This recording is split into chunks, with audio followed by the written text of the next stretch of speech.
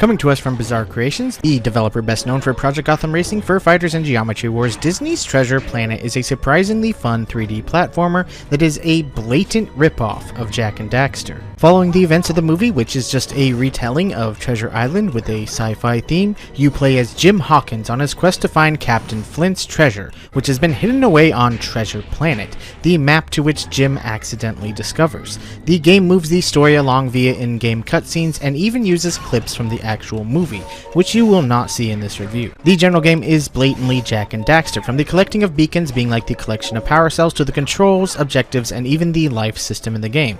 This is pretty much a carbon copy. There is a bit of a different spin where using the morph pads will transform Jim's trusty sidekick Morph into useful tools in the game for a short period of time, putting a slight spin on the formula and making the use of these pads feel like a timed objective. More beacons are earned by finding 10 green orbs and collecting all the gold doubloons in each level. Where Treasure Planet deviates from Jak and Daxter's formula is the solar surfing levels. These levels will either make or break this game for you. Some of the levels are essentially time trials on a racetrack where you have to collect all the usual orbs and coins, but also race the track for various time trials. Other solar surfing levels have a more open exploration design to them, open levels with various challenge modes to them, like flying through rings. While you can generally skip past most of these levels, you will eventually have to play a couple of them to gain enough beacons to unlock more levels later on.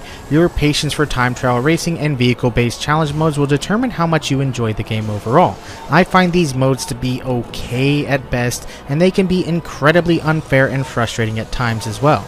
I enjoy the platformer portions enough to balance out my dislike of the solar surfing scenes though. The overall difficulty of the game is also a bit unbalanced thanks to not only the solar surfing scenes, but some tough boss fights as well. I'm talking bosses that would make Kratos tip his hat, or head, or whatever it is that Kratos would tip, probably a ship full of people or something. And some of the platforming scenes in the regular levels are also incredibly difficult to get through. This game may be rated E, but it certainly isn't made for kids. The controls, camera, and other elements like the hit detection of the game are less polished than Jak's. Treasure Planet is a little rougher around the edges, and the camera can even get stuck on things, and some other various glitches rear their head from time to time.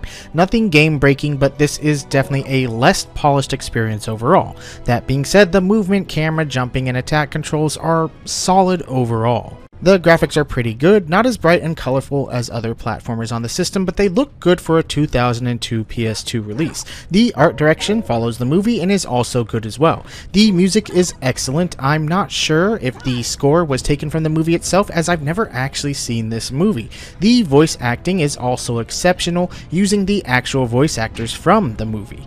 The overall sound package is top tier.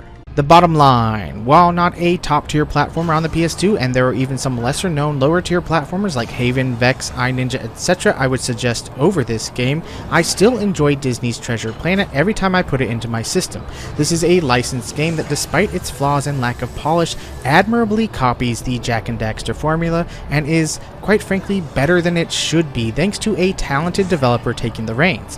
If you're a fan of the original Jak and Daxter and are looking for something similar, Treasure Planet might be what you are looking for.